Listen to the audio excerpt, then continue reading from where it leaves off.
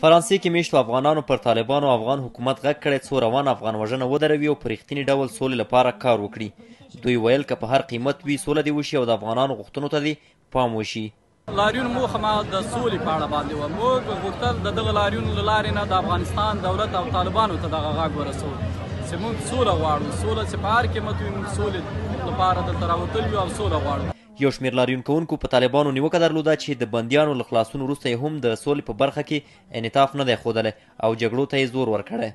دولت 5.5 بندیان بغیر د قید او شرط نه ورخوشي کړل. همدا راځي کومې غوښتنې چې د طالبانو وې د هغه ورته ومنلې او د هغې وروسته هم ورباند ونشو او افغان وژنه لا پسې. افغان سولې لپاره له یوه لوري دوحې کې بین الافغاني مذاکرات روان دي چې تر اوسه یې ملموسه پایله نه درلوده او له بل لوري د افغانستان په ګڼو ولایتونو کې جګړو زور اخیستی چې د افغان ځواکونو او طالبانو په ګډون یې د ملکیانو مرګ له هم لوړه کړې.